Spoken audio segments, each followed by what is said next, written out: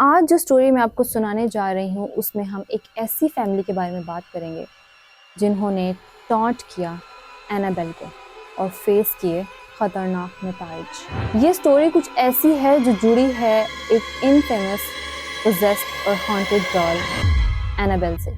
अब मुझे नहीं पता कि किस किस को पता है, लेकिन अब जब हम बात कर रहे हैं तो ये डॉल एनाबेल अपने केज से बाहर है और यूनाइटेड स्टेट्स का टूर कर रही है। और ये बोला जा रहा है कि जहाँ जहाँ ये एनाबेल डॉल जा रही है वहाँ कुछ ना कुछ पैरानॉर्मल एक्टिविटीज़ देखी जा रही हैं, जिसका ना कोई लॉजिक है और ना ही कोई एक्सप्लेनेशन। लेकिन आज हम एक ऐसी फैमिली के बारे में बात करेंगे जिन्होंने एनाबेल को टॉन्ट किया और हर रात उसके खतरनाक नताइज देखे। कुछ ऑब्जेक्ट्स हिस्ट्री लेकर चलते हैं और कुछ पेन भी, लेकिन एनाबेल डॉल प्योर नेगेटिविटी और बुराई लेकर चलती है। एक ग्लास केज के पीछे दी वॉरेंस अकल्ट म्यूजियम के अंदर रखा गया है एक ऐसा ऑब्जेक्ट, एक बेपनाह खतरनाक रैग डॉल एनाबेल, जो कि दिखती तो नॉर्मल है लेकिन इसकी कहानी किसी भी तरह से मासूम नहीं है। सालों तक लोग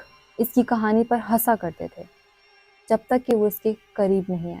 एक फैमिली ने ये सबक बहुत ही पेनफुल तरीके से सीखा और उसके बाद उनकी रियलिटी का परसेप्शन हमेशा के लिए टूट गया। 1980 में थॉमस और लिडिया अपनी 5 साल की बेटी रेचल के साथ नॉर्थ अमेरिका, साउथ अमेरिका और उसके आसपास के कॉन्टिनेंट का सफ़र कर रहे थे। जब वो कनेक्टिकट के पास पहुंचे तो थॉमस के जहन में एक आइडिया आया। उसने लिडिया से कहा कि यहाँ एक बहुत फेमस जगह है जो मैं देखना चाहता हूँ, शायद तुम भी चलना चाहो क्योंकि ये बहुत फैसिनेटिंग है। थॉमस ने कहा कि वो the Warrens occult museum explore करना चाहता है, जो कि एड और लॉरेन वॉरेंस चलाते हैं। लिडिया ने मना कर दिया क्योंकि उसने बचपन से ही डिमोनिक पोजेशन और कर्स्ड ऑब्जेक्ट की स्टोरी सुनी हुई थी और उनके साथ 5 साल की बेटी भी थी।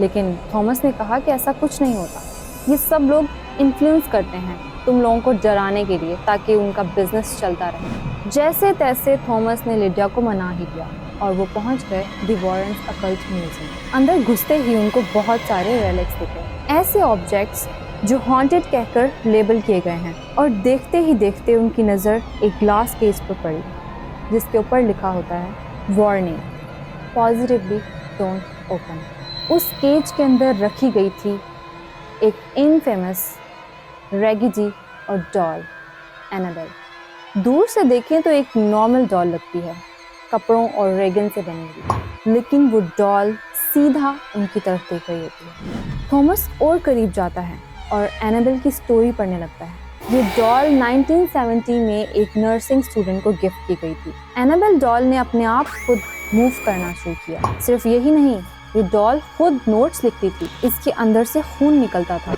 और आहिस्ता आहिस्ता एनाबेल ने एक ऐसी एंटिटी को इनवाइट कर लिया, एक डिमोनिक एंटिटी, और उसके बाद सब कुछ बदल गया। वॉरेंस के अकॉर्डिंग एनाबेल एक हॉन्टेड और पोजेस्ड डॉल है। वार्निंग के बावजूद थॉमस ने ग्लास केज पे थोड़ा सा टैप किया और बोला it's just a doll. Lauren Warrens जो उस वक्त वहाँ ही थी और प्राइवेट टूर दे रही थी, जब उन्होंने देखा कि किसी ने एनाबेल डॉल के केज को टच किया है और उसका मजाक उड़ा रहा है, तो वो फौरन वहाँ आई। यूजुअली वो बहुत काम होते हैं, लेकिन उस वक्त उनकी आवाज़ एकदम सख्त हो गई।